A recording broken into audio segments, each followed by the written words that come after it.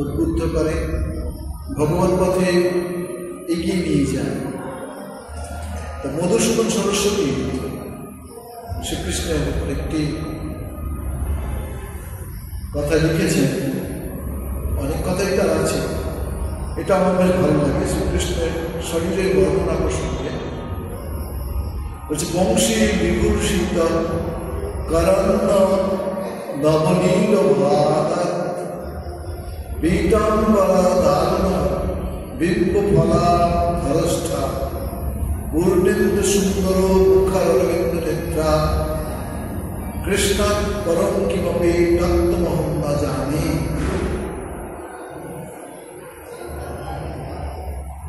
বলছে যার গায়ের রং মেঘের মতো নীল, শ্রীকৃষ্ণের গায়ের রং হচ্ছে নীল, মেঘের মতো নীল, যার হাতে বাঁশি শোভা পাচ্ছে, যিনি পীত বস্ত্র পরিধান করেছেন, হলুদ রঙের যে বস্ত্র। আবার এই ধরনের বস্ত্র শ্রীরামকৃষ্ণ পড়তে বড় ইচ্ছা হতো, আমাকে ওই বস্ত্রটা পরাও। আসলে আমরা বুঝতে পারি না, আমাদের সেই বোধ বুদ্ধি জাগ্রত হয়নি বা হচ্ছে ধীরে ধীরে। যাদের মধ্যে সেই বুদ্ধি ভক্তি শক্তির বিকাশ হয়েছে, তারা বুঝতে পারতেন যে যে রাম রূপে, যে কৃষ্ণ রূপে, যে বুদ্ধ রূপে, যে চৈতন্য রূপে যে সত্তা পৃথিবীতে আবির্ভূত হয়েছিলেন, সেই সত্তাই আবার শ্রীরামকৃষ্ণ রূপে অবতীর্ণ হয়েছে। যার অধর বক্ষ বীরের ফলের মতো রক্ত মাহ, যার মুখ পূর্ণ চন্দ্রের মতো সুন্দর, এত সুন্দর উদাহরণ দিচ্ছে। ভগবান এসব উদাহরণের থেকে অনেক বেশি সুন্দর। যারা তার দর্শন পায়, তারা আজীবন সেই দর্শনের জন্য আবার আকাঙ্ক্ষা করে থাকে। যে যার চোখ পদ্মের মতো মনোহর, সেই শ্রীকৃষ্ণ থেকে শ্রেষ্ঠ তত্ত্ব আর কিছু আছে বলে আমি জানি না। এই তা আমি ভাগবতের প্রসঙ্গে এটাই বলতে চাই, ভাগবত ব্যাসদেবের রচনা। তিনি চতুর্বেদ রচনা করেছিলেন। চতুর্বেদ রচনা করার পর তিনি বুঝতে পারলেন আপামর মানুষের জন্য কিছু রচনা হয়নি, আর গভীর মেধা শক্তি না থাকলে এই বেদকে মানুষ ঠিক বুঝতে পারছেন না। সেই জায়গা থেকে তিনি অষ্টাদশ পুরাণ লিখেছিলেন। সেই সব পুরাণের মধ্যে অনেক সব পুরাণ আছে, তার মধ্যে এই ভাগবত আছে। এটা নিয়ে তিনি বেশ একটি আখ্যায়িকা শুনিয়েছিলেন। সেটা এইরকম যে উত্তরের পুত্র পরীক্ষিত ভগবান শ্রীকৃষ্ণের কৃপায় জীবন পেয়েছিলেন। গর্ভতেই অশ্বত্থামা তাকে মেরে ফেলার জন্য ব্রহ্মাস্ত্র চলেছে। পরে আসলো, সংক্ষেপে বলি, সেই পরীক্ষিতকে নিয়েই কিন্তু ভাগবত। কিরকম ঘটনা না, পরীক্ষিত বিশেষ কারণে মৃগয়া গিয়েছিল। মৃগয়া করতে গিয়ে তার পিপাসা পায়, জল পিপাসা পায়। তিনি একটি ঋষির কুটিরে বা মুনির কুটিরে গিয়ে পড়েছিলেন ঘোড়ায় করে। গিয়ে মুনিবরের কাছে প্রার্থনা করলেন জলের জন্য। তিনি পিপাসাটা বলার চেষ্টা করলেন, কিন্তু মুনিবর সমীপ মুনি, তিনি ধ্যানস্থ ছিলেন, বাইরের কোনো কিছু তার কানে আসছে না।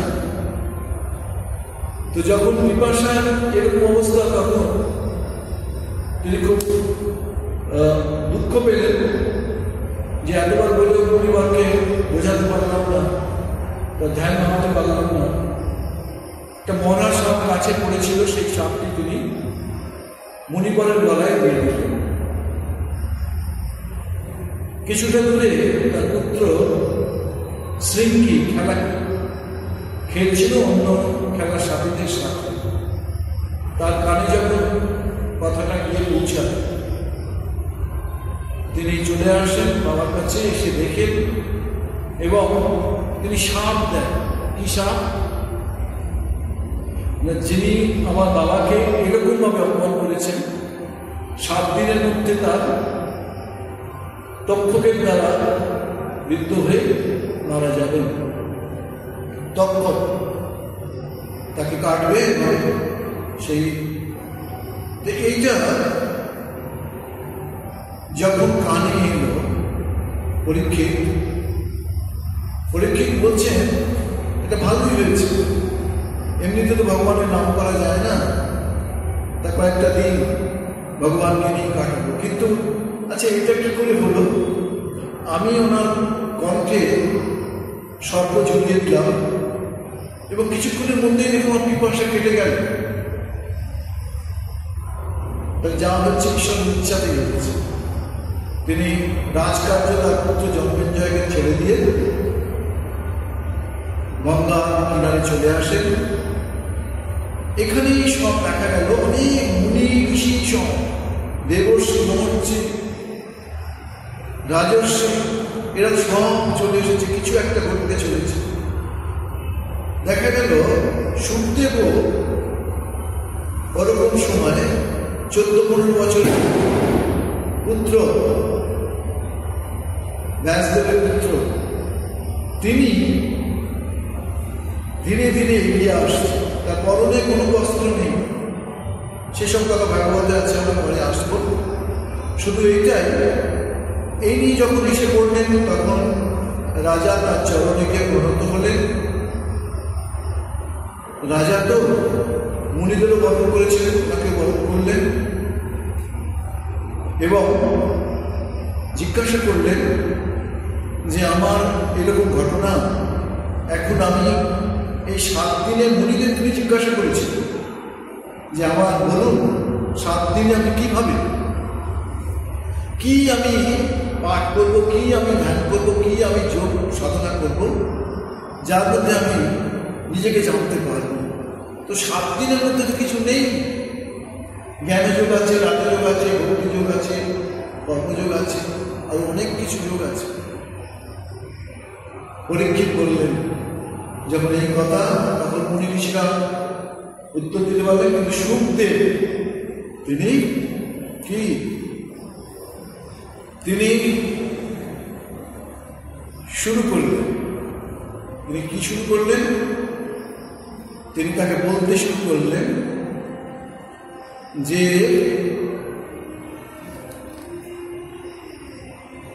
আসন্ন মৃত্যু তো, এই জায়গায় আপনাকে যা করতে হবে সেটা হলো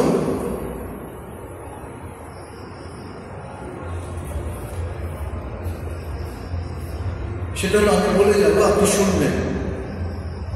তিনি অষ্টাঙ্গ যোগের কথা বললেন, জ্ঞানের কথা বললেন, কর্মের কথা বললেন, মুক্তির কথা বললেন, কর্মাশ্রমের কথা বললেন। এই 7 দিনে কন্টিনিউয়াস এই দেবতা রাজাদের কীর্তি কাহিনী, ভক্তদের অপূর্ব জীবন কথা, বিভিন্ন অবতারের কথা,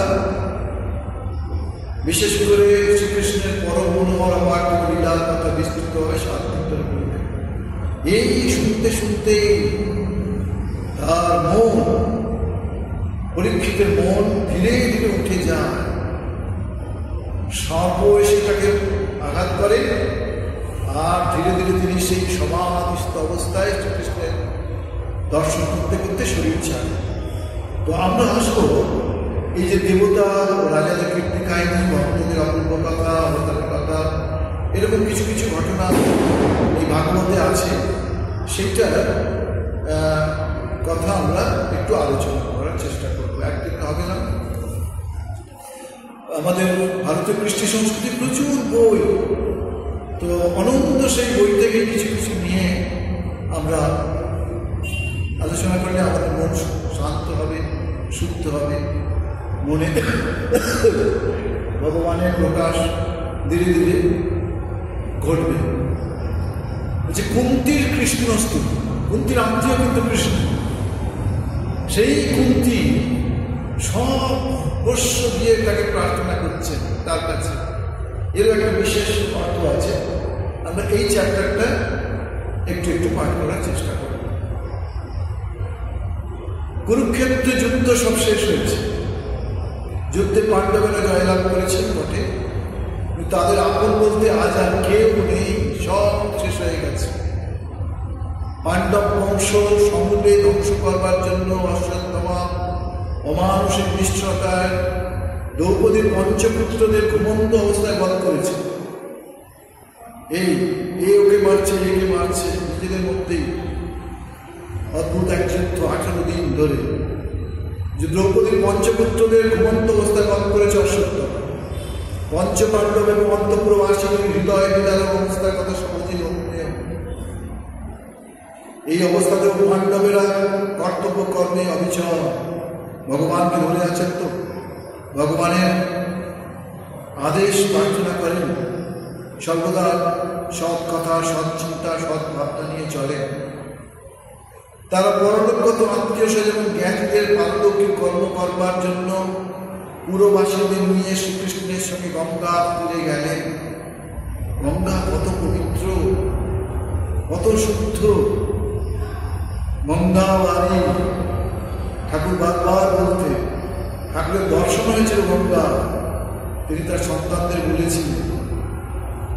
হঠাৎ দেখলাম যে ওই পঞ্চমীর দিকে ওদিকে বসেছিলেন, হঠাৎ দেখলাম গঙ্গা থেকে উঠে এলেন, আর তার সঙ্গে কেউ কেউ পেছনে পেছনে শাঁখ বাজাতে বাজাতে চলেছে। প্রথমটাই বুঝতে পারেন, তারপরে ভাবলেন এ তো মা গঙ্গার দর্শন পেলাম। শ্রীরামকৃষ্ণের শরীরটা শুধু শরীর নয়, এটাই একটা বড় তীর্থ। তাকে দর্শন করাই বহু বহু ভাগ্যের হয়। ভগবানকে দর্শন করা যায় এত সহজে? না আছে রামের ছবি, না আছে কৃষ্ণের ছবি, না আছে বুদ্ধের ছবি, না আছে যিশুর ছবি, না আছে চৈতন্যের ছবি, কারোর ছবি নেই। একমাত্র অবতার শ্রীরামকৃষ্ণের ছবি তিনি নিজে রেখে গেছেন। তাই আবার এই ছবি নষ্টও হয়ে যেত, কিন্তু ভগবান নিজে ইচ্ছা করেছেন তার ছবি ভক্তরা দেখুন। তাই বলছেন, মা বলছেন যে আমাকে রাধুনি একজন যার ঠাকুরের যে ছবি তোলা হয়েছিল সেই ছবি দিয়ে গেছি। সেই ছবিটা পড়ে গেছে, কাঁচের ওপরে ছবি ছিল, সেই ওপর দিকটা গোল করে ভেঙেছে, শরীরে আর কোথাও কিছু নেই, সেই ছবি থেকেই সব ছবি। সেখানে যথারীতি সাধ্য তৎপরাধি করবার পর শ্রীকৃষ্ণ এবং উপস্থিত বলি ঋষিরা, পঞ্চপাণ্ডব, ধৃতরাষ্ট্র, গান্ধারী, কুন্তি, দ্রৌপদী প্রভৃতি পুত্র, ভ্রাতা, আত্মীয়, বন্ধু ইত্যাদি বিয়োগকাতর ব্যক্তিদের যথাযোগ্য সান্ত্বনা দিলেন। অসৎ দুর্বৃত্ত পুরো কর্মকারী রাজাদের বিনাশ করে শ্রীকৃষ্ণ যুধিষ্ঠিরের হৃতরাজ্য প্রত্যার্পণ করলেন এবং পাণ্ডবদের দিয়ে বহুবিধ যজ্ঞাল অনুষ্ঠান করিয়ে তাদের যশরাশি চারিদিকে বিস্তার করালেন। এইভাবে হস্তিনাপুরে কিছুটা শান্তি ও স্বাভাবিক অবস্থা ফিরে এলে শ্রীকৃষ্ণ দ্বারকায় ফিরে যেতে ইচ্ছা করলেন। কাজ হয়ে গেছে, দ্বারকায় ফিরে যাওয়ার কথা ভাবছেন। শ্রীকৃষ্ণ যখন সকলের কাছে বিদায় নিয়ে দ্বারকায় যাওয়ার জন্য রথে উঠতে যাচ্ছেন, সেই সময় অভিমন্যু পত্নী উত্তরা ভয়ে দিশেহারা হয়ে দ্রুত বেগে শ্রীকৃষ্ণের কাছেই ছুটে এসে ব্যাকুল হয়ে বললেন, ভগবানের কত শক্তি এটা শুনলে বোঝা যাবে। পাহি পাহি মহাজগিন দেব দেব জগৎপতে নন্দম তৎ ভয়ম পশ্যে यत्र मृत्यु परस्परम। हे सर्वेश्वर, देवदेव বলছেন, হে জগৎপতে, জগৎপতি রক্ষা করুন। ছুটে আসছেন, এসে উত্তরা বলছে, সব আপনি ছাড়া আর কেউই আমায় রক্ষা করতে পারবে না। জগতে সকলেই একে অপরের মৃত্যুর কারণ, কেউ কারো মৃত্যু রোধ করতে পারে না। সত্যি, আর ভগবানের মৃত্যু নেই, মৃত্যু নেই। হচ্ছেন কৃষ্ণ ভগ্নী সুভদ্রার পুত্রবধূ। উত্তরা পরিচয় হচ্ছেন কৃষ্ণ ভগিনী সুভদ্রার পুত্রবধূ। বিবাহের পর থেকে উত্তরা পাণ্ডব পুরনারীদের কাছে শ্রীকৃষ্ণের অতি মানুষের লীলার কথা শুনেছেন, শ্রীকৃষ্ণের জীবন কথা তার কাছে শুনেছে। অতি মানুষ, মানুষ নয়, অতি মানুষ। কুরুক্ষেত্র যুদ্ধের সময় অর্জুন সারথীরূপেও শ্রীকৃষ্ণের অলৌকিক কার্যাবলী সচক্ষে দেখেছেন। সুতরাং তিনি বুঝেছিলেন যে শ্রীকৃষ্ণ স্বয়ং ভগবান। তাই তিনি বলছেন, ভীম অর্জুন প্রভৃতি মহাশক্তিধর হলেও আমি আপনারই শরণাপন্ন হয়েছি। অতি ভীষণ যে প্রচন্ড বাণ আমারই দিকে তীব্র বেগে ধেয়ে আসছে, তাতে আমার মৃত্যু হলেও জগতের কোনো ক্ষতি হবে না। ঠাকুরের জীবনেও আছে, লীলা প্রসঙ্গে আছে, ভেতরে আমাদের দুটোই আছে, পাপ পুরুষ আছে আর পুণ্য পুরুষ আছে। বলছেন ফাইট দেখেছি আমি, কি সাংঘাতিক ভেতরে ফাইট হচ্ছে। পাপ পুরুষ কখনো দেহ থেকে ছেড়ে দিতে চায় না, আর পুণ্য পুরুষ লড়াই করছে। একটা সময় পাপ পুরুষ মারা গেল, আমাদের ভেতরেও সব আছে, এই মানুষের ভেতরে তার বেশি আছে।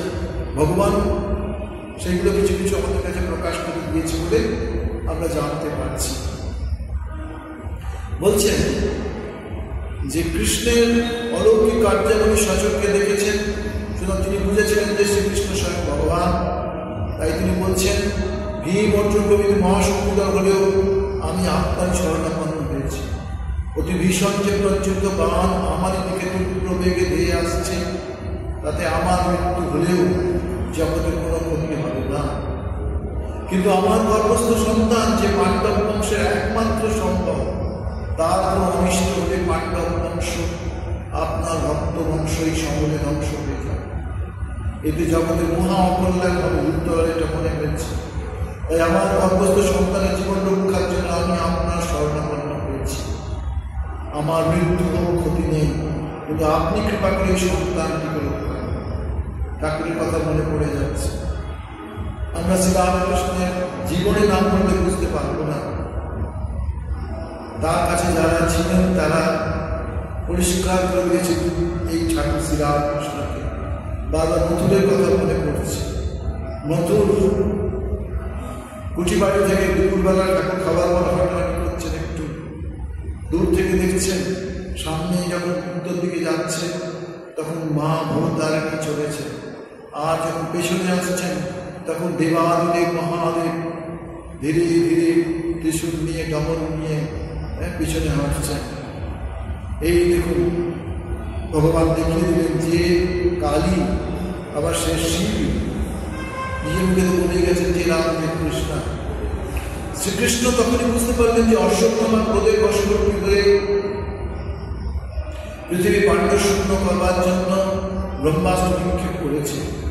ঠিক তখনই পাণ্ডবেরা দেখলেন যে তাদের দিকে 5টি প্রজ্বলিত বাণ তীব্র বেগে ছুটে আসছে। তারা তখনই অস্ত্র ধারণ করে সেই বাণ প্রতিহত করতে সচেষ্ট হলেন। শ্রীকৃষ্ণ জানেন যে কোনো অস্ত্রে ব্রহ্মাস্ত্র নির্বাহ করতে পারে না, কেউই পারে না, একমাত্র তার। তাই পাণ্ডবদের রক্ষার জন্য তিনি সুদর্শন চক্র ধারণ করে অশ্বত্থামার ব্রহ্মাস্ত্র প্রতিহত করলেন। শ্রীকৃষ্ণ জানতেন যে উত্তরার গল্পে ভক্ত চূড়ামণি পরীক্ষিত রয়েছে। পরীক্ষিত কিন্তু সাধারণ নয়, ভক্তবৎস প্রজাবৎস, অনেক গুণে গুণান্বিত, সর্বগুণে গুণান্বিত পরীক্ষিত। এবং এই পরীক্ষিতকে উপলক্ষ করে শ্রীমদ্ ভাগবত জগতে প্রচারিত হবে। সুতরাং যেমন করেও পরীক্ষিতকে রক্ষা করতেই হবে। পরীক্ষিত নামটা ওই জন্য হয়েছিল, পরীক্ষা করেছে। জন্মের পর তিনি অনেকেরই মুখ দেখতে চেষ্টা করতেন, কিন্তু শ্রীকৃষ্ণের মুখ কি আর সকলের মুখের মতো হবে? এই পরীক্ষা করতে বলেই শোনা যায় তার নাম পরীক্ষিত রাখা হয়েছিল। নাহলে ভগবান কথা ভক্ত ভগবানের কথা জানতে না পেরে মানুষ যে অধোগতি প্রাপ্ত। মানুষের মধ্যেই তো সেই শক্তি রয়েছে। মানুষ পূর্ণ স্বরূপ, সে স্বয়ং ঈশ্বর থেকে এসেছে, আবার ঈশ্বরের দিকে যাওয়ার শক্তি আছে, থেকে তাকে ধীরে ধীরে তোলার পথ আছে। যোগ, নিয়ম, আসন, প্রাণায়াম, ধ্যান, ধারণা, সমিতি, এসব রাজযোগের বস্তু। এদিকে ঠাকুর কথা বলতে করছেন, তার উপায় আছে কি? তার নাম গুণগান করলে মানুষের ঊর্ধ্বগতি হয়, সাধু সঙ্গ করলে ঊর্ধ্বগতি হয়, নির্জন বাস করলে ঊর্ধ্বগতি হয়। আর বিচার করতে হবে, সদাসদ বিচার করলে। আর ভগবানের নামে এমন শক্তি আছে যা ওই গীতায় আছে, মুখম করতি বা আচারম বঙ্কুম লঙ্কৃতি যৎপাদম নন্দে ভগবান সর্বম অপস্য ধর্মস্য কায়ত মহত ভয়া। শ্রীকৃষ্ণের কথা যে অল্প ভগবত চিন্তাতে মহৎ ভাব থেকে কেটে গিয়ে তোমার ভেতরে সে দিব্য শক্তি বর্তমান হবে। শ্রীকৃষ্ণের আবার গীতায় আছে, কি আছে? যে দেখো, ইমাম প্রাপ্য ভজস্য মা, ভগবানের নামেতে সব শক্তি পেয়ে যাবে। তারপর বলছে, সুতরাং শ্রীকৃষ্ণ যিনি প্রত্যেক জীবদেহে অন্তর্যামীভাবে বিরাজ করেন, তিনি তার ঐশী শক্তির প্রভাবে ব্রহ্মাস্ত্রকে ব্যর্থ করে উত্তরা এবং তার গর্ভের সন্তানকে রক্ষা করলেন। পাণ্ডবজনী কুন্তি জানেন যে শ্রীকৃষ্ণের চরণে আশ্রয় দিয়েছে বলে, হ্যাঁ, গীতা শ্লোকটা ছিল, অনিত্যম অসুখম লোকম ইমম প্রাপ্য ভজস্য মা। এই জগৎ আনন্দ নেই, অনিত্য, এটা অনিত্য এই জগৎ। আমরা প্রত্যেকেই জন্ম হয়েছে, শরীর ত্যাগ করতে হবে, অনিত্যম অসুখম লোকম ইমম প্রাপ্য ভজস্য। তারপর বলছে যে পাণ্ডব জননী কুন্তি জানেন যে শ্রীকৃষ্ণের চরণে আশ্রয় নিয়েছে বলেই আজ পঞ্চ পাণ্ডব তাদের ভবিষ্য বংশধর অশ্বত্থমার প্রলয়ন তারা ব্রহ্মাস্ত্র থেকে রক্ষা করে। তাই কুন্তি তখন শ্রীকৃষ্ণের ভক্ত রক্ষার অচিন্ত লীলা দেখে আনন্দে আত্মা হয়ে দ্বারকায় গমন করে শ্রীকৃষ্ণের স্তুতি করতে লাগলেন। এক অতি অদ্ভুত নাটকীয় পরিস্থিতি, কুন্তি শ্রীকৃষ্ণের সেই স্তব করলেন। জাগতিক সম্পর্কে কুন্তি হচ্ছে কৃষ্ণের পুত্র হলেও শ্রীকৃষ্ণের স্বরূপের চিন্তায় মগ্ন কুন্তি তখন বলতে লাগলেন, নমস্তে পুরুষস্তান্নম ঈশ্বরম প্রকৃতে পরম অলক্ষং সর্বভূতানামন্তর্বহি অবস্থিত। হে আদি পুরুষ ভগবান শ্রীকৃষ্ণ, তুমি সকলের নিয়ন্তা এবং প্রকৃতির নিয়ম পরমাত্মা। তুমি সর্বজীবের অন্তরে এবং বাহিরে অবস্থিত থাকলেও কেউ তোমায় জানতে পারে না। সেই সর্বমুক্তির অবচর তোমাকে আমি প্রণাম করি। আদি পুরুষ ভগবান, তুমি সকলের নিয়ন্তা, প্রকৃতির নিয়ামক পরমাত্মা। তুমি সর্বজীবের অন্তরে বাহিরে অবস্থিত থাকলেও কেউ তোমায় জানতে পারে না। সে সর্বত্র অবচর তোমাকে আমি প্রণাম। কুন্তি ছিলেন বাসুদেবের ভগিনী, বসুদেবের ভগিনী, কৃষ্ণের পিসিমা। কৃষ্ণ এইভাবে কুন্তির সাথে ব্যবহার করতেন। কুন্তিও কৃষ্ণকে ভাদস্পত্যের মতো সস্নেহে আদর যত্ন করতেন। সেই কুন্তি যখন কৃষ্ণের মধ্যে ঈশ্বরীয় ভাব দেখতেন, তখন সেই ঈশ্বরীয় ভাবে তন্ময় হয়ে জাগতিক সম্পর্কের কথা সাময়িক বিস্তৃত হতেন। কুন্তি বলছেন, আমি তোমাকে প্রণাম করি। বাইরের দৃষ্টিতে তুমি আমার ভাদস্পুত্র হলেও সর্বদা তুমি আদি পুরুষ নারায়ণ। সেই নারায়ণের শ্রীরামকৃষ্ণ আজকে একদিকের কাছে বলাবলি হচ্ছে। এটা গয়ায় গিয়েছিলেন, পিণ্ডদান করার পর কয়েকদিন ওখানে বসবাস করছিলেন, যেখানে ভগবান নারায়ণ আছেন তার নিচেই শুয়েছিলেন। ছিল শ্রেষ্ঠ অবস্থায় ভগবান নিজেই দর্শন দিয়ে বলছেন, আমি তোমার পুত্র রূপে জন্মগ্রহণ করতে চাই। এই সেই নারায়ণ তা রেখে যাওয়ার কথা থেকেই বুঝতে পারা যাবে কি সীমাকে তিনি বলেছিলেন, দাও তুমি এই ছবিতে দেখছি পুজো করছো। ঠাকুরের ছবিতে মা পুজো করতেন দেখে তিনি বলেছিলেন, দাও আমাকে কিছু ফুল দাও, নিজের মাথায়, নিজের কপালে, নিজের হৃদয়ে, নিজের চরণপদ্মে নিজেই প্রণাম করে ফুল রাখছেন আর বলছেন এই ছবি একদিন ঘরে ঘরে পুজো পাবে। আমরা জানি না কবে সেটা হবে, কিন্তু ভগবান কখনো মিথ্যে কথা বলেন না, আর তার আবির্ভাবে নিশ্চয়ই একটা কিছু প্রকাশ হবে, এটা স্বামীজিও তাই ধারণা করেছিলেন। জগৎকারণ প্রকৃতির তুমি নিয়ামক, তুমি কখনো দ্বারকায় আবার কখনো হস্তিনাপুরে অবস্থান করো। সত্যি ঠাকুর তো নিয়ামক, জগতের নিয়ামক। যখন মধুবাবু বললেন বাবা তার নিয়ম কেউ ভাঙতে পারে না, শ্রীরামকৃষ্ণকে তার ইচ্ছা হলে সে ভাঙবে। পরের কয়েকদিনের মধ্যে দেখা গেল একটা গাছে সাদা, একই ডালে সাদা এবং লাল জবা হয়েছে।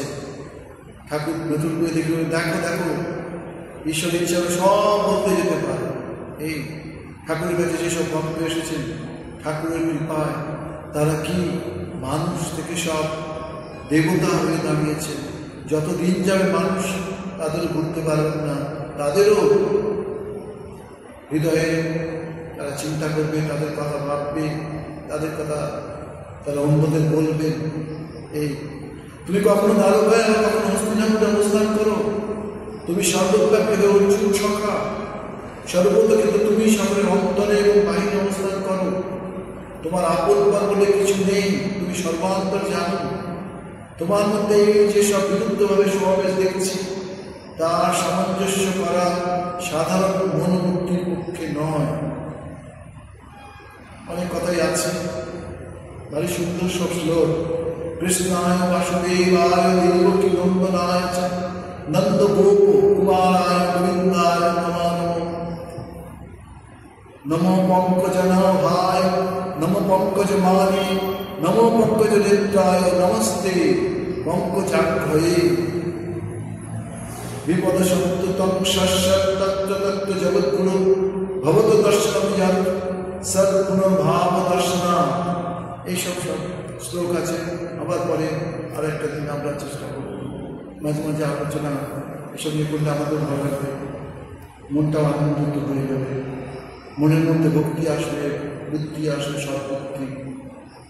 আজ পর্যন্ত ওম নিরঞ্জন মৃত্যুন্ত রূপম ভক্তাম কম্পাদ বিক্রম বৈ ঈশাবতনম পরমেশ্বর রাম কৃষ্ণ